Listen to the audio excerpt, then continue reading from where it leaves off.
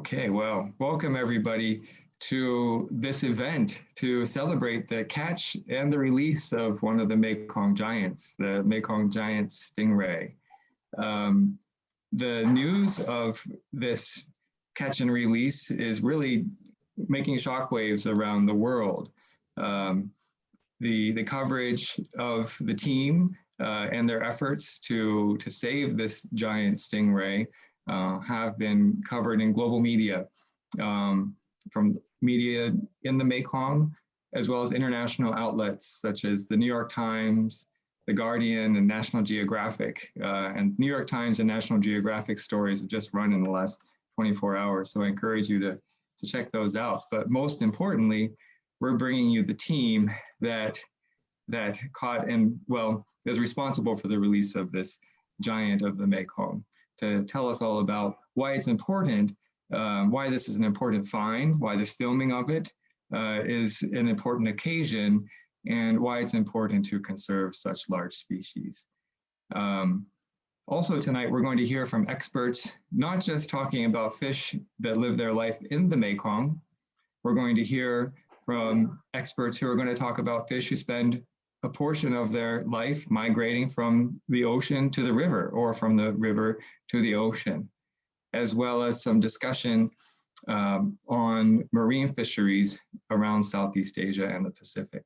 So we're going to cover a wide range of migratory fish issues. And why are we doing that? Well, that's because tomorrow, or Saturday rather, is World Fish Migration Day. And this is one of 400 events happening around the world to celebrate fish migration and to shine a light on why the conservation of fish migration is important for our own survival, not just the survival of the species of fish themselves.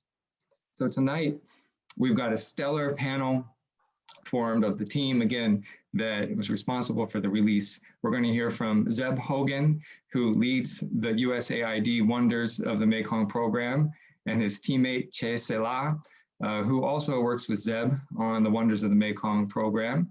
And Selah is actually joining us from Colorado. She typically spends her time along the Mekong, but she's on a State Department International Visiting Leaders Fellowship program. And we're going to hear from Dr. Vu Vi An, who will focus on those fish that move from the river to the ocean and back. And then Blake Radcliff will talk a little bit about this. Blake is from our own Stimson Center's Environmental Security Program, and he's going to focus a bit on marine fisheries. But before we get there, I just want to say that I've learned so much from Zeb and Selah in their work on showing us the wonders of the Mekong. They've been great teachers with the media they produce and their efforts to conserve these great fisheries. Zeb is the host of Nat Geo's Monster Fish. Is one of the reasons that I got into Mekong issues and shining a light on how impacts of humans are changing the mightiness of the Mekong and the Mekong's robust fishery. I've learned things from them, like the Mekong is the most productive river in the world in terms of fisheries. And it's also the home to the most impressive migration of biomass, or pound for pound, the largest migration of biomass on the planet. You know, we don't see it because it happens underwater, but it's that migration of biomass of fish moving through the system that really makes the Mekong mighty and a unique system throughout the world. So enough from me. I'm going to turn it over to, again, the team that made this all possible, Zeb and Selah, to lead us through the story, the big fish story of the Mekong, and what happened and what led you there, and show us some photos and run a film of the release itself. So Zeb, thanks for joining us. Selah, thanks for joining us. Over to you. Thank you, Brian. Welcome, everyone. It's my pleasure to be here. I'm Dr. Zeb Hogan. I'm the project lead of Wonders of the Mekong. I'd like to just provide a little bit of background about the project and also provide a little bit of context for this release of this giant freshwater stingray that we're going to be focusing on tonight. The Wonders of the Mekong project is funded by USAID, and we conduct applied research, capacity building, and create outreach and educational materials to highlight the many values of a healthy Mekong River. We're going to be talking about the giant freshwater stingray tonight, but the Wonders of the Mekong, we support dozens or at least over a dozen research projects, including research to understand the importance of free-flowing rivers, of healthy forests, of good water quality in the Mekong River. We also support one of the largest and most highly qualified teams of fisheries and biodiversity professionals in the Mekong region. And we use cutting edge technology to train over 1,000 people annually and use that also technology to monitor often in real time what's happening in the Mekong River. Our partners, we work with many different partners, including the Cambodian government, Cambodian NGOs, university partners, including the Royal University of Agriculture and the Royal University of Phnom Penh in Cambodia, the Cambodian Fisheries Administration, and many universities in the US and around the world. And most notably, or I guess what we're talking about tonight, we do a lot of awareness raising. We mobilize thousands of people to work to protect the Mekong River. And through our relationship with National Geographic, we reach a global audience of hundreds of millions of people with stories like this wonderful story about this stingray release that we're going to be talking about tonight.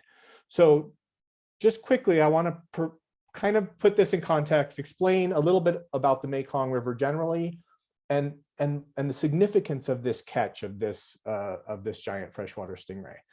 So for those of you who aren't familiar with the Mekong, you see hints of the importance of fisheries and of life underwater in the Mekong everywhere you look. You see these floating villages surrounded by fish traps, these communities that are supporting themselves from the bounty. In this case, this is the Tonle Sap Lake, the bounty of the Mekong River and the Tonle Sap Lake. You see huge migrations down the Tonle Sap River that Brian mentioned. These migrations where one fishing net in a half an hour can catch a ton of fish from one net. And that's the way, essentially, we understand what's happening underneath the water, mainly by monitoring catch.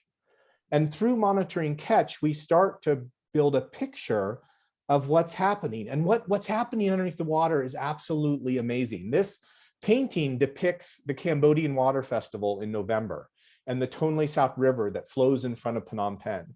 And what we've learned from monitoring the catch is that first in October, the giant Mekong catfish and giant barb, these huge endangered fish, move down the Tonle Sap. They lead the way of this enormous migration. Then you have medium-sized croakers and endangered shad. And then finally, billions and billions of fish, smaller fish that make up most of the fishery in Cambodia, moving out of the Tonle Sap and into the Mekong. But where do these fish go? And to answer that question, a long time ago, we tagged a bunch of these fish outside of Phnom Penh in the Tonle Sap River. And we followed their migration, Mekong giant catfish, river catfish, up the Mekong River. And what we found out is what fishers living along the Mekong have known forever, but that these deep pools, so this fish migrated hundreds of kilometers from the Tonle Sap River near Phnom Penh up the Mekong River and into this incredible deep pool area along the Cambodian Mekong between Krache and Strung Trang, or really between Krache and the Lao border. And so these deep pools are incredibly important dry season refuges for fish and incredibly important spawning areas. At the beginning of the rainy season, this area is estimated to at least have once produced 200 billion young fish, which then disperse downstream on the floods and provide food and food security for people living all through Cambodia and Vietnam. So this is an incredibly important area that you wouldn't recognize if you just saw it. It's beautiful. It's a beautiful area, but it just looks like the river. So one of the activities that Wonders of the Mekong is involved with, we wanted to learn more about this deep pool area between Krache and the Lao border. And so we put together a team of extreme underwater researchers, Kenny Broad from the University of Miami, Kakani Katija from Monterey Bay Research Institute, and researchers from the Royal University of Agriculture, Royal University of Phnom Penh. Our project manager, Selah, was along.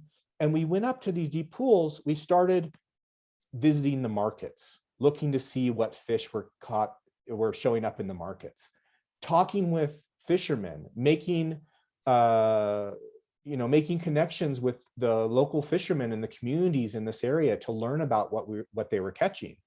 And what we found out was absolutely extraordinary. So we found fish like the goonch catfish in the market. This is a fish you'll see in the market almost every day up in Stung Treng. This is a migratory catfish that grows up to 3 meters long, weighs up to 600 pounds. This is a fairly common species up in the Stung Treng area. We heard stories of Mekong giant barb, 180 kilo fish that was reportedly caught last year. Older fishermen had stories of Mekong giant catfish, current record holder for the world's largest fish, critically endangered, highly migratory, highly vulnerable to habitat fragmentation from, for example, hydropower. And so what we found out is this area is the last place in the world where all of these megafauna, these endangered aquatic megafauna, are found together. Not only all of these giant fish, giant soft-shell turtle, Irrawaddy, the last population of Irrawaddy dolphin. So this is an incredibly important and special area. At night, as we were sleeping, we could hear wallago catfish slapping their tails in the deep pool next to our field site. We could hear these big fish slapping their tails out in the pool. The community had actually created a fish reserve right next to where we were doing our work, and right next to the deepest spot in the Mekong, which is almost 80 meters deep, was this area that we were focused on with this team. So we took down, we used unmanned submersibles, little unmanned submarines. We dropped baited video camera. We sampled eDNA, all to try to learn what was happening in these deep pools. And if you can imagine, you drop down and after 10 meters, it's completely dark. You can't see anything. We were there in the dry season when the water is relatively clear. It's really the only time when you could do this work. You drop down below 10 meters and it's completely dark, completely silent. And it's a world, totally apart from the world that we live in, and yet a world that's incredibly important for all of these fish. Not only these endangered fish, but many dozens and dozens of small fish as well.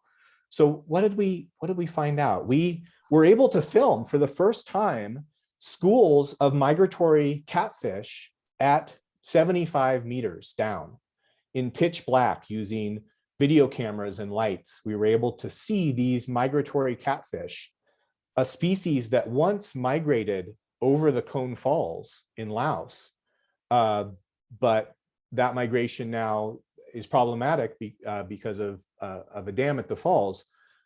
But we documented these migratory fish down in these deep pools. And then a week later, Selah was contacted by fishermen that we worked with on our expedition, and they informed her of this amazing incidental catch of a 180 kilo giant freshwater stingray. This is an endangered species. It's not illegal to catch in Cambodia as far as we understand, but it is World Conservation Union considers it an endangered species. And we had talked to the fishermen about these endangered fish before. We asked them to contact us if they see any of these fish. And sure enough, one of the fishermen that we talked to contacted Selah and told her about this catch. And she got our team together, jumped in a car. She'll tell you more about this, drove all night and went and met the fishermen and released the fish back into the river. So I want to show the video of the release because I don't think Selah is able to show videos. And then I have one more slide, and then I would like to turn it over to Selah to talk about her experience and this amazing fish that she was able to release back into the river. So let's try to play the video. It's a short video. And then I have one more slide.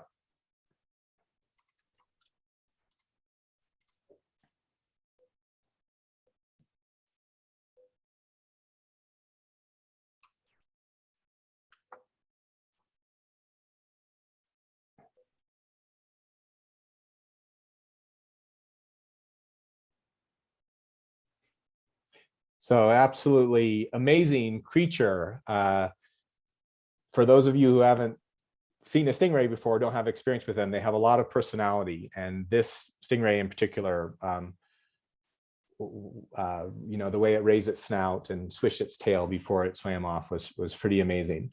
So Selah's going to tell you more, but I just wanted, the team went out there. We didn't know what we were going to find. Selah went out there. She talked to the fishermen. She had faith that we could go out there and do something. And Chuchina, who's our outreach coordinator, went up, and he's an excellent cameraman, and was able to document the release. And at first, I gather Selah can provide more information. The story, I think it was a big story in Cambodia. People were amazed to see that an animal like this lives in Cambodia and still lives in the Mekong River.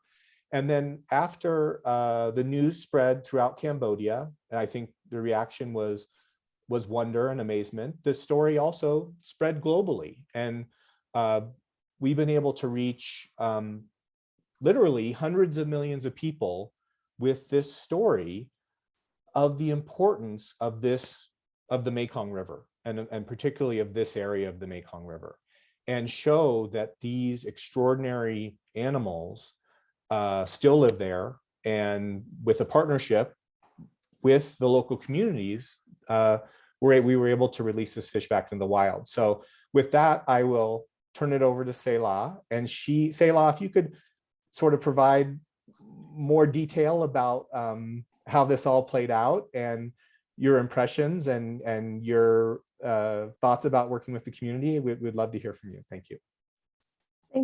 Thank you, Brian. Thank you, Zeb. So I would like to express my feeling how the first time that I see the giant stingray on my own eyes, and it's so amazing, and it's cool when I got a call and then see the understand that the fisherman catch the big giant stingray, but at that time we don't know how big it is. So we arrived, we spent about 8 hours travel by car to reach out to Stingray, to the village, and waiting for the ferry to take us from the shore riverbank to the village, because the village is on the island. And we arrive at night, and we don't have enough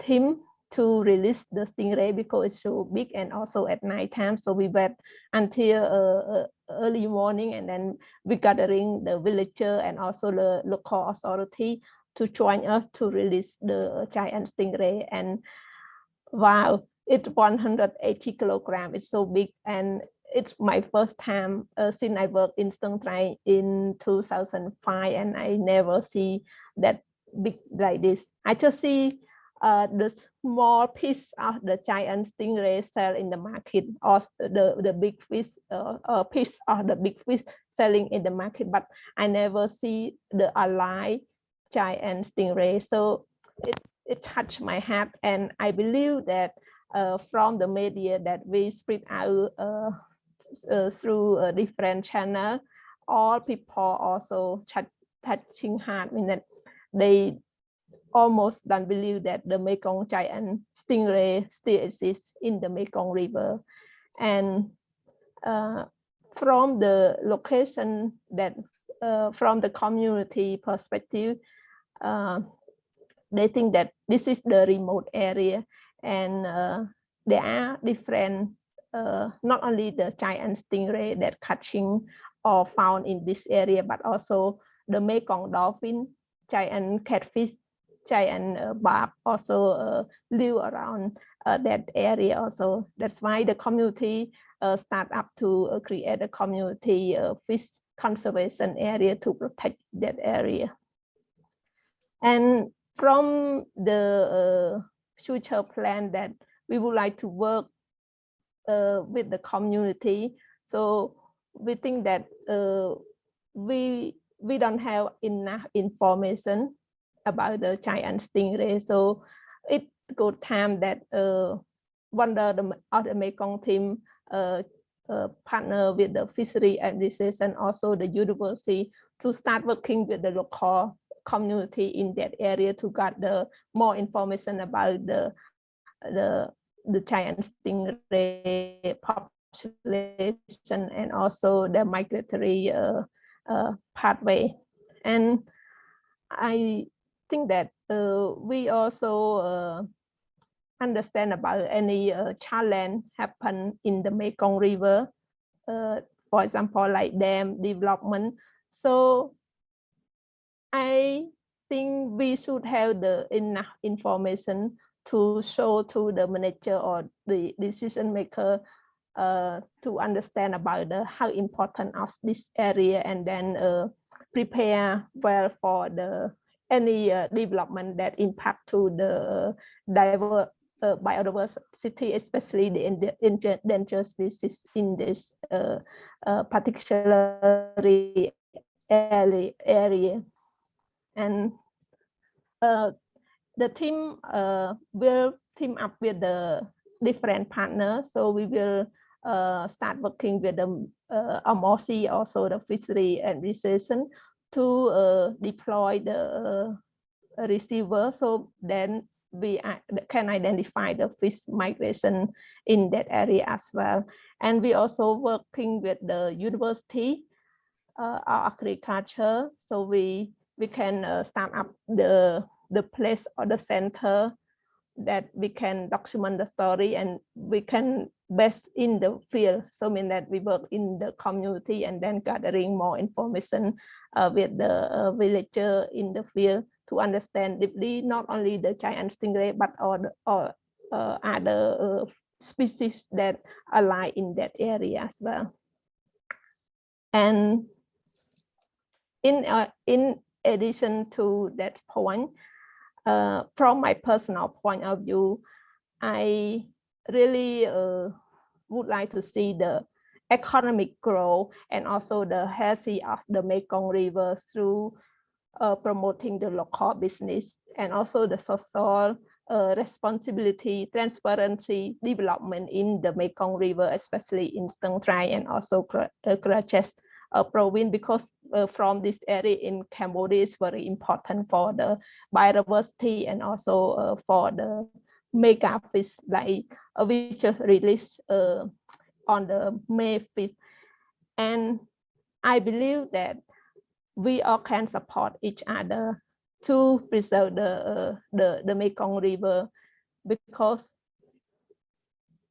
one thing that I think about is how to promote. One thing that we can do is we start to research, and another thing along the research, we can do something like promote sustainable ecotourism, for example, the Mekong Trail. So try to promote the Mekong Trail. People can contribute to the economic development, not only to the local people, small business in that area, also to the government, to the public. And then we can protect that area through the sustainable tourism. So I would like to encourage, or I would like to share the message that the Mekong River in this area should be put as the core area or core biodiversity area that keep for research, keep for recreation, and also the promote the integrated environment and economic together to protect the resource in that area. So this is my main message to share to everyone. Thank you. Thanks, Selah. Selah, I mean, your story is so inspirational, and you've got so many great ideas on how to continue the preservation of these migratory fish in this part of the Mekong. I've got two quick questions to ask you before we move to our discussants who will kind of widen the aperture of our discussion of fish migration in the Mekong region. And the first is this, Selah, you were in Washington last week and I got to hear the story firsthand from you while you were visiting. And I remember you telling me about how some of the fishers there that were involved with the catch of the stingray were taking a risk by giving you a call. And perhaps they're taking the risk is why we know about the fish and why it was then released. Can you run us through why fishers there feel that fish conservation efforts are risky for them? And in the end, did it turn out to be risky for them? They don't understand about the first one. When they catch the big fish like this, normally they keep it secret and don't want to tell everyone, because they just learn that maybe this is the endangered fish species and they would like not to tell everyone. They just chop into the small fish and send out to the market. So keep secret and earn money, and then no create any problem to them. So from the meeting with the team, and I also have worked in this area before. I know different community and fishermen along the river in the Freshwater and also in Stingray. So we try to promote the understanding, educate them, and also meeting with them to discuss with them what should they can have to protect like a big mega fish like this. So we start up with the fish release in Siem Reap province, and then we show on the media. We spread out on the social media, and then we talk about the mega fish, and then we promote also people who heard or catch about the mega fish or anything can report to us. So we will start to taking the fish and then release back, so we can understand about the migratory of this species. From this information, they start to understand about the importance of the fish, and they believe that no one make any trouble to them because they join in the research activity. Because they also, for example, like last year, I got a call from the fisherman who donate 5 giant catfish to us, that the size is so bigger than me, taller. Is he can stand taller than me, 168 centimeters, so taller than me, bigger than me. And so the one thing is trust building between us and also to the fishermen. It's very important when we building trust, so they believe us and they start working with us, and they can share any information with us. Honestly, they will share it. Great. And Zeb, to you, and then for those of you listening in, if you have questions for Zeb or Selah or for Dr. Ann or Blake here later, please drop them in the Q&A box. You can even write your question in your local language and we will have it interpreted. Zeb, real quick to you, I know Mekong watchers and real fisheries experts like both of you have been looking at this stretch of the river for a long time. You've known that it's a special stretch of the river. Yet it still seems to be kind of unexplored, or there's a need to have a light shined on it because of a lack of recognition of its biodiversity importance. Me personally, I've fallen in love with that part of the river. I visited for the first time in 2018, and I can't wait to go back again when I go back to Phnom Penh in Cambodia later this year, and hopefully we can all go there together. But why is that? Why has it taken so long to shine a light on this really critically important stretch of the river? Well, my impression is that even within Cambodia, I mean, talking with Selah, not very many Cambodians have a chance to get up to this part of Cambodia. So even within Cambodia, it's not a particularly well-known area, especially when you get up around Stung Treng and north of Stung Treng. And then from a research perspective, these are very deep water areas. So it's an incredible area. You have flooded forests. You have a lot of community established fish reserves that are established in deep pools, particularly to protect fisheries resources. But, you know, this filming that we did, it's the first, to my knowledge, the first time that it's ever been done. And so it's just not, it's not an easy area to get to. It's not an easy environment to study, but that doesn't mean it's not important. It's incredibly important. But and we know in our hearts that it's important. We see the fish, the baby fish coming downstream and flowing past Phnom Penh. You know, we know there are dolphins there. We know there are soft-shell turtles. We know there are all these big fish. We know how important it is for fisheries. It's just very difficult to study. As one example, I mean, Selah, to get to this spot where they went, they had to drive 8 hours, cross a ferry, a very difficult spot to get to.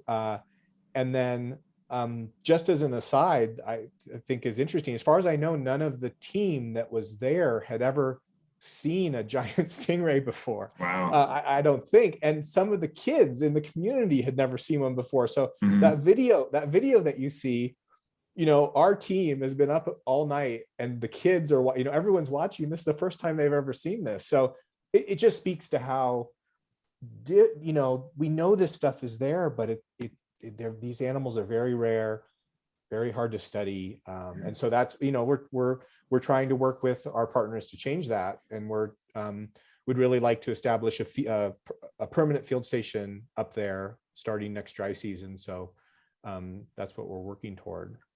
I just want to add a little bit to this. Sure. I think that the fisherman also proud of himself that he support into the release back the stingray, because we do this work together with them, and then they proud of himself, and not only himself but also his family as well. Proud that they can contribute to the conservation. And you know, even the community, who is about maybe nearly 60 years old, he told me that he never see the big by his own eye like this. Even he stay in that village, but he never see the big giant catfish, stingray. And he also told the kid who stand and watching when we release, and he told the kid that this is the giant stingray, so better to protect. And then so your grandchildren can see the giant stingray exist in the Mekong. Well, you know, I was just to say, one kind of fun thing that's happened since this story came out, Brian, is I've been receiving emails of people from that area who are sending me pictures of releasing stingrays. So I've had at least 3 emails so far of people sharing. They've been smaller, but they've been caught stingrays as well, and they send me photos of them releasing them. So that's been nice to see too. Yeah, and kudos to all of you for Wonders of the Mekong for these efforts. Not only you're educating people about the importance of these fish, but you're creating educators, right? Selah, your example of the village chief educating the young people in that village about the importance of this fish, and you're creating conservationists and raising global awareness. And so, you know, I do hope that, given all the impacts that are coming down on the Mekong, that this find can possibly create a pivot into a new era of conservation of all of the Mekong's fisheries, not just stingray. We're going to move now to, we're going to come back to Zeb and Selah during the discussion portion. We're going to move now to our discussants who we invited to provide a bit of a reaction to this story, but also to, again, widen the aperture of fish migration in the Mekong system. And we're first going to hear from Dr. Vu Vi An, who's an expert on fish that move from the river into the ocean and the ocean to the river. Dr. An, I'm not sure if you're calling in from Vietnam or for Australia. Give us a brief introduction to yourself, and happy to hear your remarks. Thanks for joining us. Yeah, thank you. Thank you, Brian. My name I work in the research institute in Vietnam and currently doing a research PhD in Australia. Yeah, the first thing I would say about the wonder of Mekong team, I think they did very good job to rescue the giant stingray. Yeah, in my life, I haven't seen that sort of huge stingray before. And usually fishers sell to the market when they catch it, and yeah, a lot of money. And we can see that many cases of giant catfish recently, and just sell to the market and it disappeared. And I think we should give a big bravo to Yep and Sailor. They did very good job, I think. My study is about migration, a long distance migration, and also see any connection to the Mekong estuary in my study. So I would like to see some of my key findings. I look at 10 species in the Mekong River and try to answer 2 key questions: where they spawn and where did they go after that. So I found that 2 species they live in marine water, but they migrate to rivers for spawning.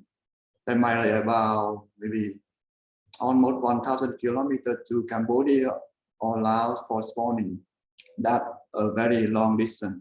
It takes maybe about 4 to 6 months to get the spawning size. It's like not American salmon. It's very interesting species, and sometimes we call that the Mekong salmon. It's just for fun, but not salmon, but it's similar to salmon.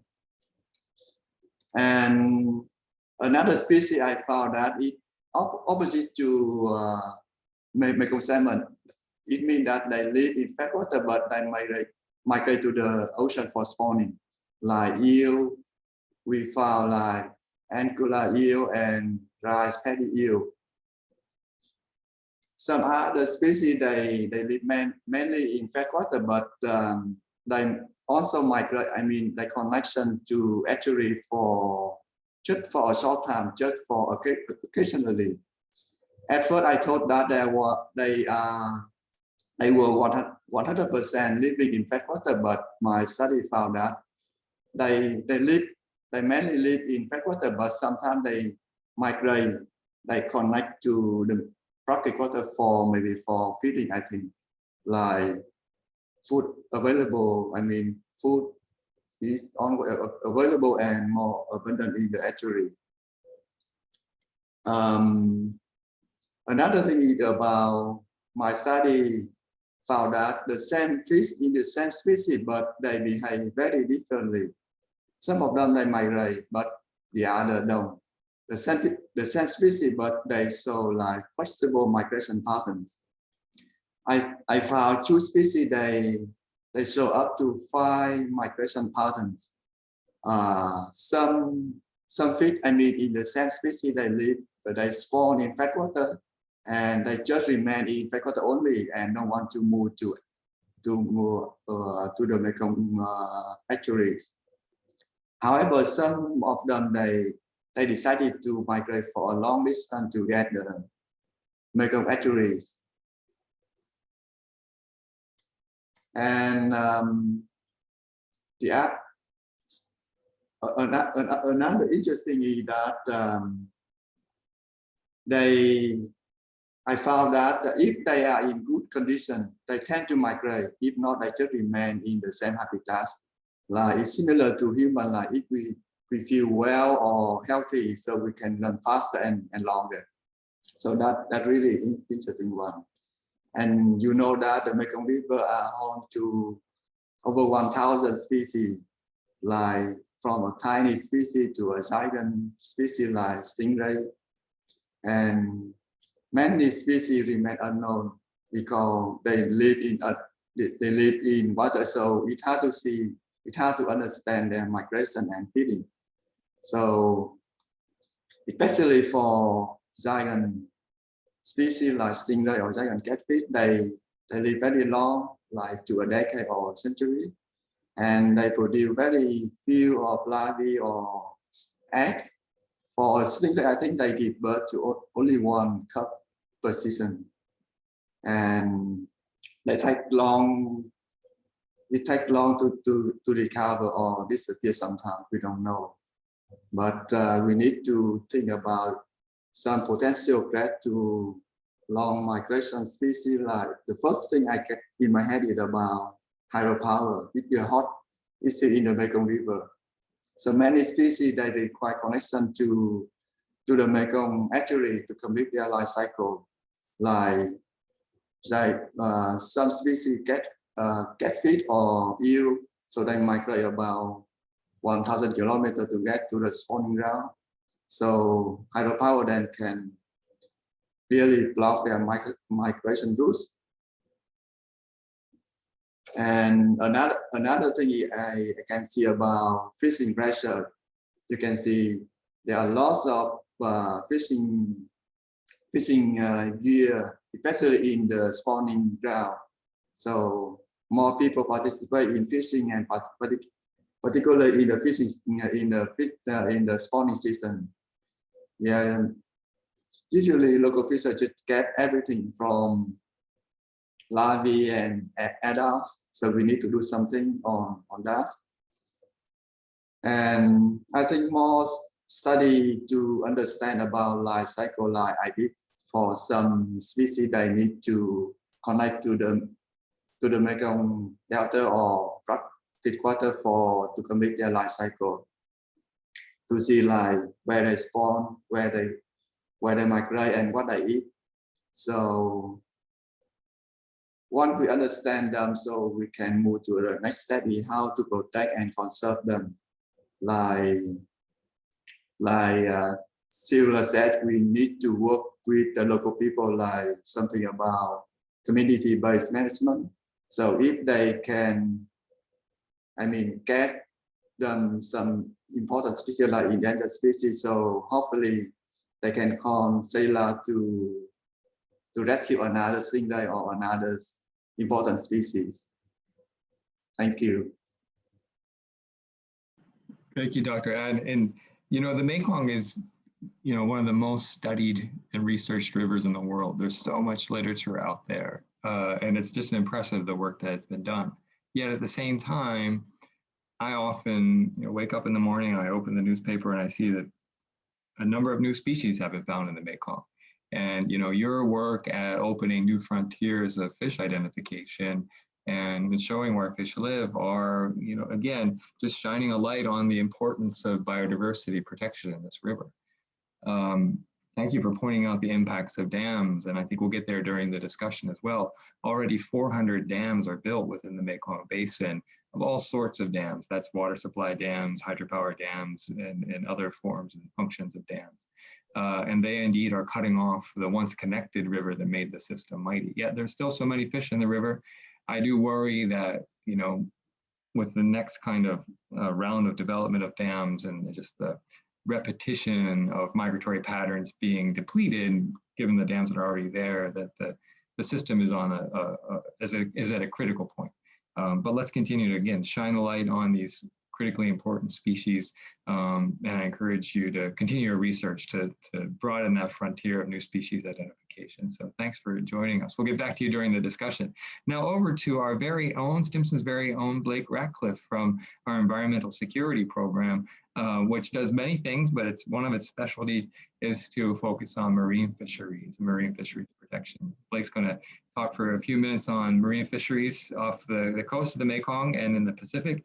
And then we'll go to your questions in the Q&A box. So please continue to populate that Q&A box with questions. Over to you, Blake.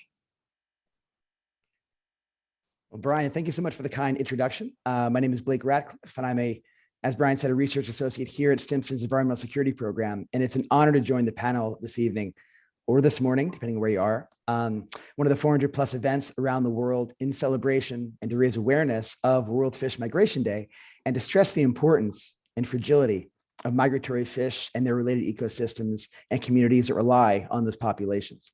So thank you for the opportunity to speak about the impact and broader need for the conservation of maritime migratory species with a particular focus in the region. Just to say a few words about our program, Stimson's Environmental Security Program examines the linkages between environmental and resource degradation and how that affects the economic, food, and overall security of countries, particularly in the ASEAN region, and how, if not addressed, those issues could lead to instability. And so promoting the blue economy is key to sustaining the livelihoods across the region because neighboring countries share fishery resources. It's essential to work together and strike the balance between the sustainable use of maritime and riverine resources for economic growth, jobs, and to improve livelihoods, and preserving the health of the fish stocks and the ecosystem they depend on more broadly. Preserving the fish stocks is crucial in light of the twin challenges of overfishing and climate change. So on the whole, healthy, sustainably managed fish stocks and habitats are more climate resilient and more able to withstand the rising temperatures and ocean acidification.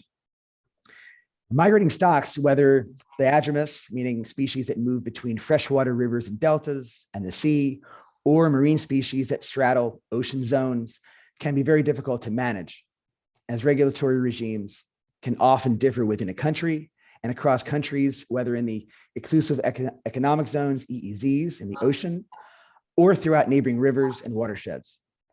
Managing fisheries can be further complicated by a variety of related regulatory issues, from energy operation, including dams, to agricultural production, shipping lanes, infrastructure development, and so on.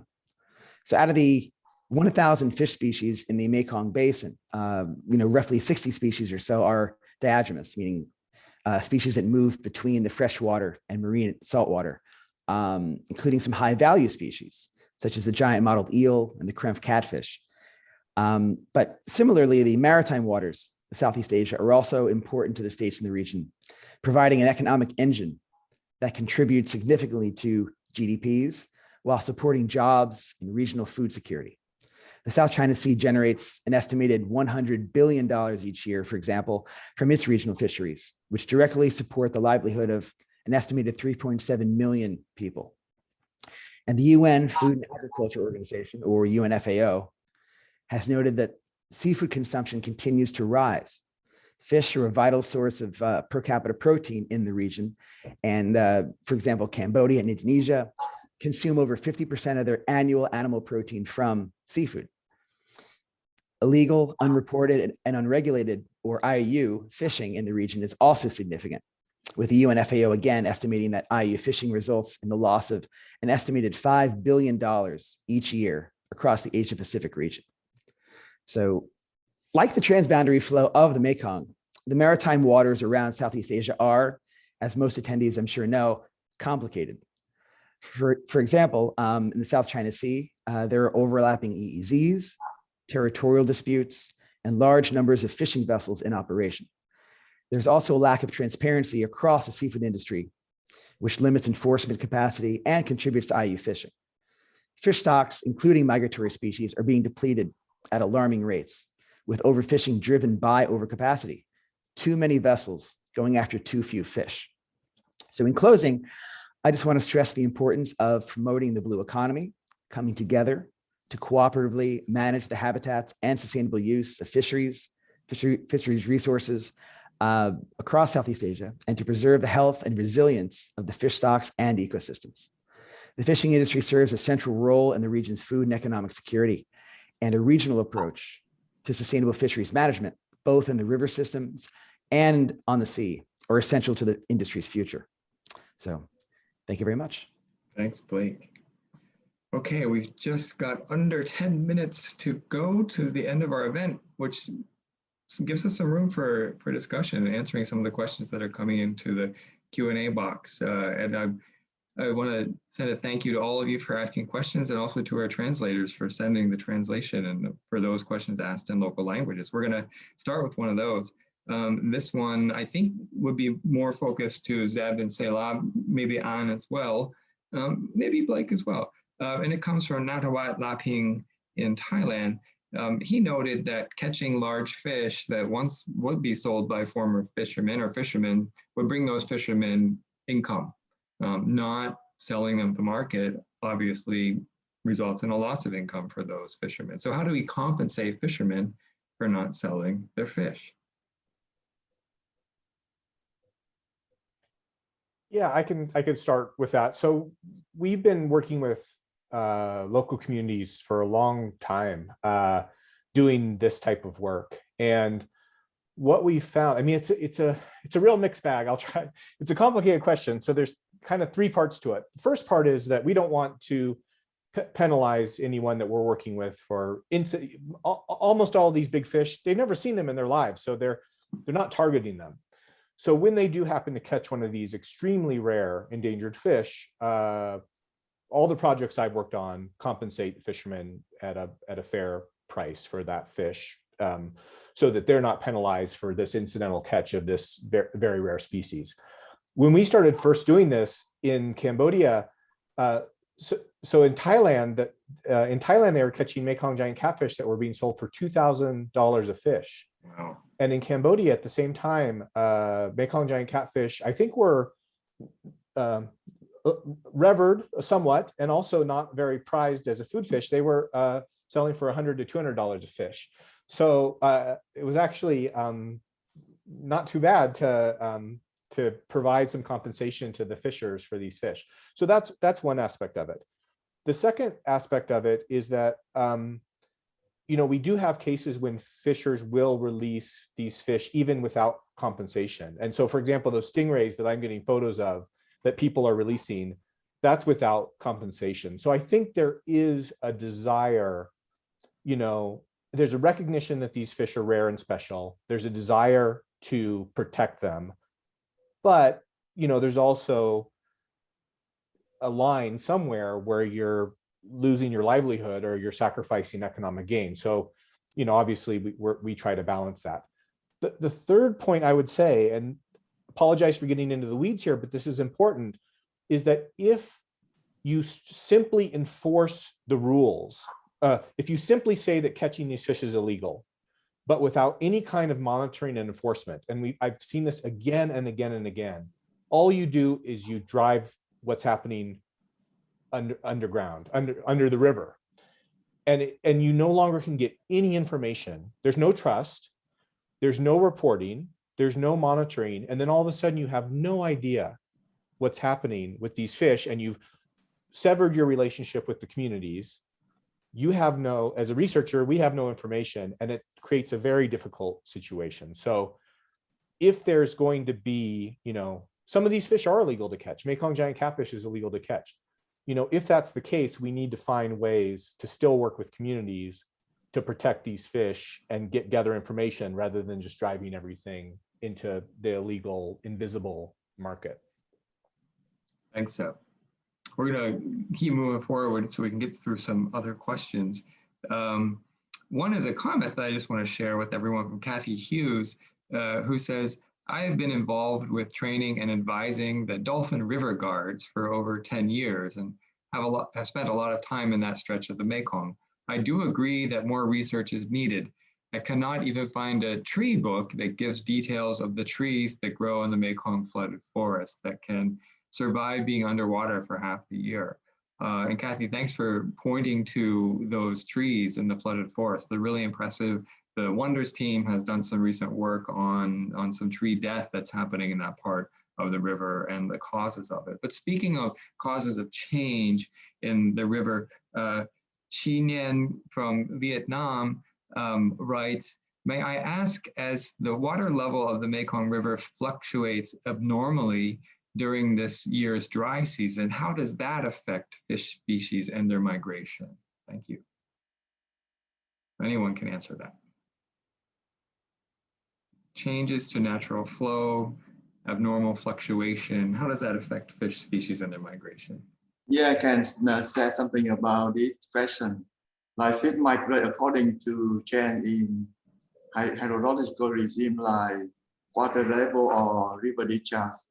So if the signal is quick or something happening with hydrological regime, so fish may not know like when they migrate and when they migrate.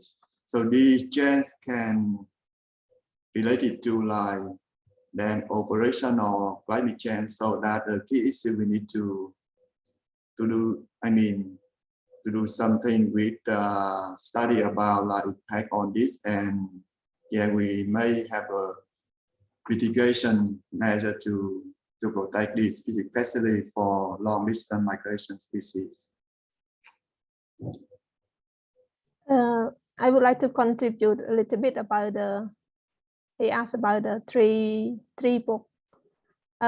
In 2007, I used to work as the research assistant on the Salapum research project. It's a community-based research, and I work with a local NGO and work with the 4 community in Stingray Ramsasai to document the plan for medicine, plan for the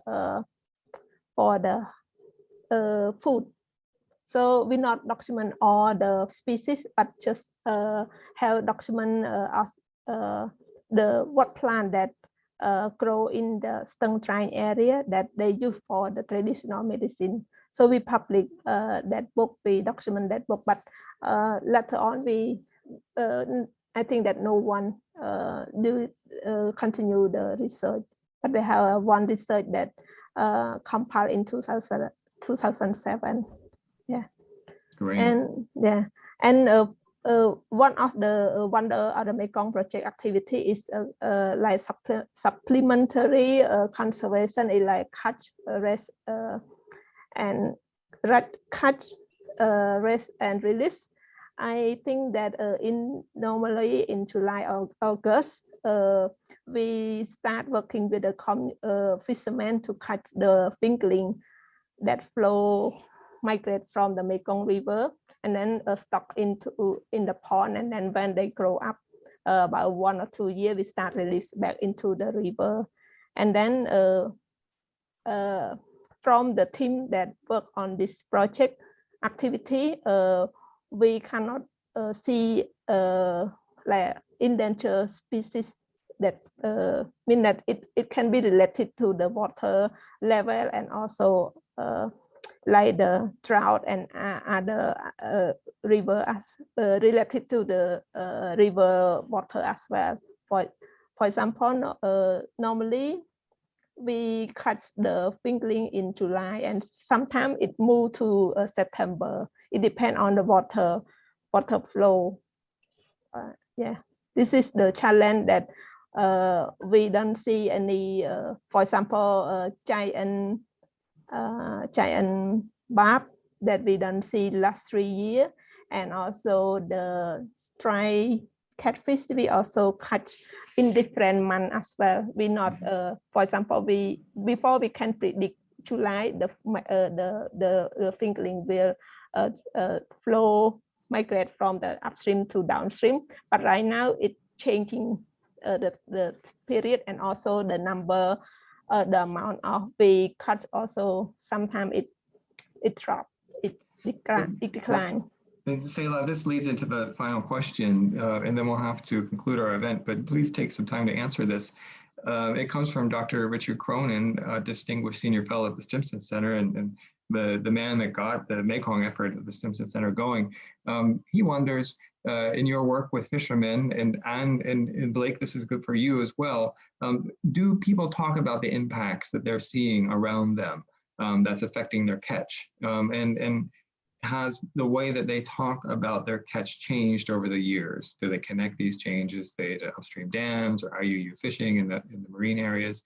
How do you see how they talk about their catches changing?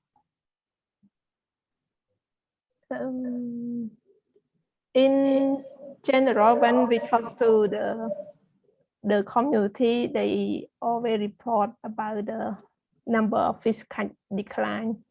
And we also have the working with the fishermen network to record about the catch. And I hope that the research team, the postdoc researcher team, they will release the report in the in the future. But when I talk personally to the fishermen, they always report about the fish catch decline. And to respond to the some changing and understand about the fish spawning in, for example, in Stingray area, they start up to close the season in May. Since I think that's start last 3 years, 8 years already, because like normally the fish spawning in the Mekong and in May or some, it depends on fish species, but mostly start in May. The most of the fish start spawning, so they protect the fish by do close season, meaning ban for the commercial or big scale of fishing gear to catch fish during that time. And so we are working with the fisherman network to record the data, and we also understand about the learning about the some change happen in the river through sharing information. Like fishermen, when for example in 2021 they send me the message or the photo of the drought in some part of the Mekong River or something like that. So I learned from the fishermen when they sharing the information or sharing note with me.